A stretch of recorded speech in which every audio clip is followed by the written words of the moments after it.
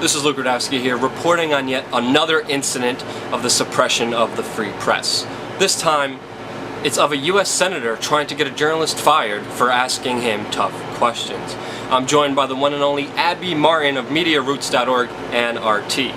Now, if you remember, myself and Abby Martin collaborated together on questioning U.S. Senator Rand Paul on his endorsement of Goldman Sachs' Bilderberg puppet Mitt Romney for the 2012 elections. Hey Senator Paul, my name is Luke of We Are Change. We had an interesting conversation before about the Bilderberg group, and knowing what you know, how can you support Mitt Romney when The Guardian reported he was at the Bilderberg meeting? Hey Rand, Abby Martin from Media Roots. I just wanted to ask you one quick question. You know, your endorsement for Mitt Romney, people have a lot of questions about it. Now, the video was a really big hit online, but the most interesting part of the story happened after the video was already up. Abby, can you tell us exactly what happened to you after that video went online? After that week passed, the next week I went into the studios, went into RT America, and my boss said, you know, come in to our office, we need to talk to you. And they just said, you know, what did you do last week, and why are we getting threatening phone calls from the Capitol Police and also the Senate Media Relations Committee at the Capitol building? And I just told them exactly what happened. I showed them the video.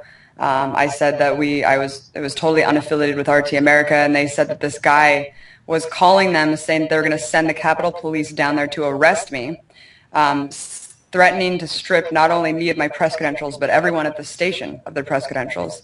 This is just for asking a question, asking U.S. Senator Rand Paul. And can you tell us who these phone calls came from and where they originated? They were originated from the Senate Media Relations Committee. I'm not going to say the guy's name because I don't, it was Mike something, I forget his last name, but he oversees that entire committee, and so he was calling to threaten me on behalf of him coming directly from the senator. So this was confirmed to me later, and I'll tell you what happened after that. I actually had to go meet with them in the Capitol building, and it was really intense and intimidating experience. But so yeah, they called RT America, were threatening to arrest me, threatening to strip me of my press credentials and the entire office. So once I explained to my boss and producers what exactly happened, they were just like, doesn't sound like you did anything wrong.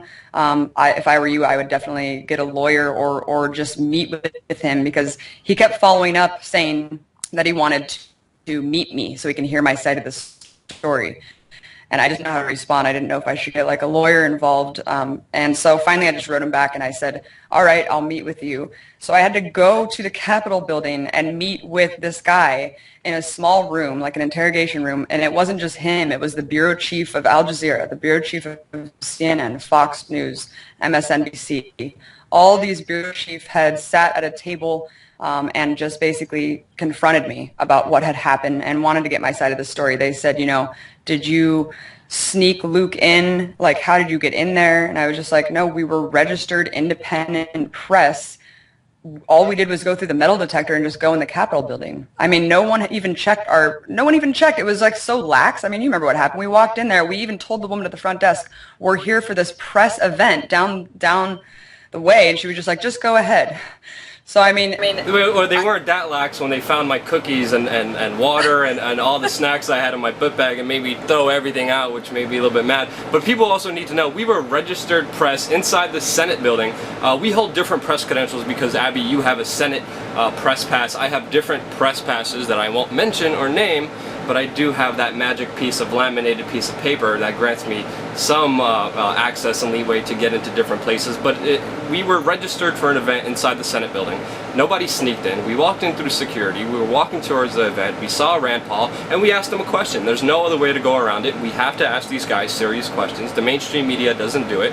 And these people came at you with full litigious might, verbal and email jujitsu, trying to attack you and scare you and intimidate you for simply asking the question. I mean, it must have been a very scary feeling, because I remember you telling me they were very vague in the beginning about what they were going to do. They threw out all these options: possible jail, possible losing your credentials, possibly hurting the entire RT office.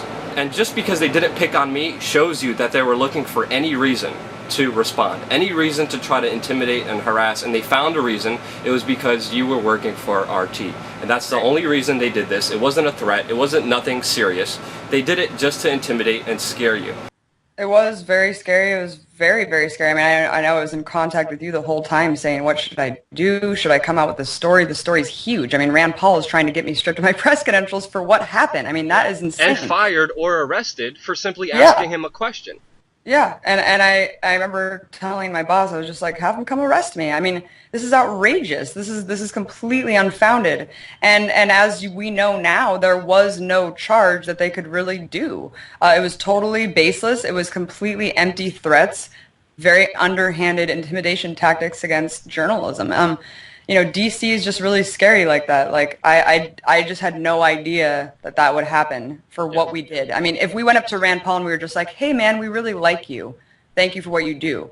I mean, just the fact that we asked him something he didn't like, he ran away like a coward with his head down, didn't want to answer the questions. He was having a public press event in that room, and we were there registered. I was registered under Media Roots to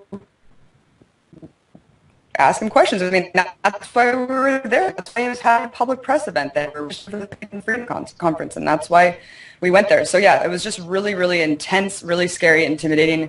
And, you know, at this point, I'm just going to come out with the story because I think people need to know who still think that Rand Paul somehow, you know, has to make deals for him to play the long game so he can, you know, do good things later. No, I mean, he's sold out. Like, he's a sellout to the Republican establishment, and he's underhandedly trying to intimidate journalists who confront him about this selling out. This is a U.S. representative. This is a representative of the people trying to arrest and fire a journalist for asking questions. I mean, the story is huge. I mean, it's unprecedented. I work the Senate beat many times, and I go out to the Senate building and I ask all these hard questions to all these senators, and I had never experienced, or I never went through something that you went through, and it's pretty insane to have Rand Paul, Mr. Libertarian himself, use the full might of any rules and regulations that he could throw at you to try to intimidate you. But luckily, knowing you for a while now, I definitely know you will not be intimidated. I know this will only embolden you. And I know you also have new plans, and you also have a new show that you're going to be working on. Can you update us on what's next for you? Yeah, I mean, it certainly won't intimidate me. In fact, I would love to see him again. In DC, there's politicians running around. It's absurd. I won't be going into the Capitol building anymore to do it, but I mean, they're everywhere, so you can find out where these people are and talk to them. But yeah, I mean, I wanted to also clarify one point. The guy who called RT said that I could be charged with harassment as well. That was another charge that they were throwing out there kind of blanketly without any foundation whatsoever. But coming up on RT, you know, I haven't been anchoring for the last 2 weeks, and I won't be all of August because I'm preparing to take over the Alona show. But I'm not going to take over her show. I'm going to make a whole new show undercutting the left-right paradigm, corporate top-down media establishment, where I'm talking about Big Brother watch, surveillance issues, government expansion. I'm talking about things that are censored in the mainstream media, back-page, distorted, and also talking about heroes and highlighting citizen journalists like Luke, highlighting grassroots activists, people who are out there doing awesome things that need to be highlighted and that are not given enough exposure, and also highlighting the villains, the corporate CEOs and the politicians that are doing really messed up stuff. So kind of putting them on the spotlight. And that's the idea for the show right now, so stay tuned for that. Well, if you need me to question Rand Paul, I could definitely do it. And matter of fact, I will do it for your show or for not. But I want to congratulate you on your new show. I hope people tune in. Check out Abby on Twitter, @AbbyMartin. You're an amazing human being. Keep up the great work. And I'm very happy to see you not afraid, not intimidated, emboldened, and only strengthened by this attack. It will not stop us. The more you try to stop us, the more we grow, the more unstoppable we become.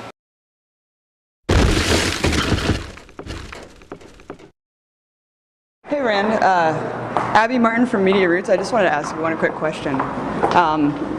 You know, your endorsement for Mitt Romney, people have a lot of questions about it.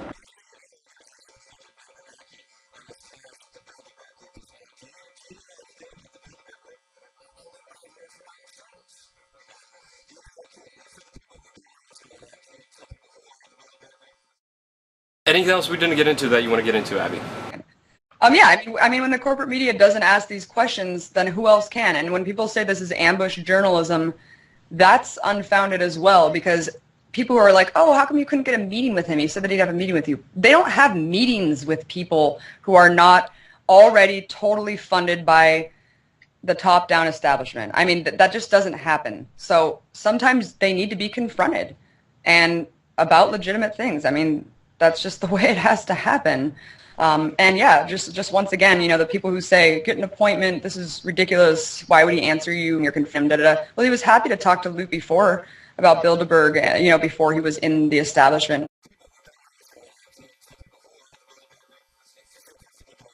Yeah, he talked about how bad the Bilderberg group is, how they want a world government, how we need an audit of Goldman Sachs. But then when I was talking to him, it was just complete silence, which made the video very awkward. I'm just trying to get answers, and that's why I'm here talking to you, and that's why I'm persistent the way I am. I know you could hear me. And he didn't say a single word at all. I know you're trying to ignore me, but the video will play for itself. It will be on YouTube. Nothing. We could have explained everything to our audience. They're only going to have more questions about you, Mr. Rand, and you're only hurting yourself by not answering the question at all. Before you became senator, you talked about the Bilderberg Group and auditing Goldman Sachs. Right now you're supporting Romney. A lot of your supporters are let down. And I'm let down by your reaction. Which I think pretty much made the video as popular as it is because of that awkward kind of silence that we went through there. And I did try many times when I first started covering the Senate and Congress. I tried to get little sit-down interviews, and I called them ahead of times, and after 30 failed attempts and 30 failed responses, this is the only way to really get answers. And we're also going to be releasing another video this week showing me being very polite to a politician, asking him for an interview, and him just walking away and coming in and going in his car and not talking anything. So the only way to really get answers is not from the corporate mainstream media, is to go out there and to ask the damn questions. That's the only way. Don't ask for permission, ask for the truth, and ask for accountability. That's the only way you could really do it, and that's the only way to be independent fully. And these people work for us. These people, we pay their salary. I mean, they are public servants to the people. So if we want answers of why they do shady stuff and are endorsing warmongers who want to invade Iran and start World War III, I mean, we have the right to do that. Yeah, we have at least the right to question them on their abuse of authority and their horrible actions, and it's you know, the free press and pretty much is what is the most important thing in this country, and we don't have one, and that's why we're living in the world we're living in now.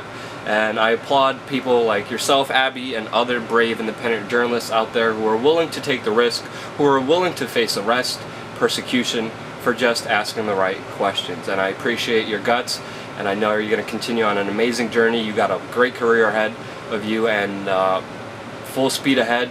Thank you for everything you do.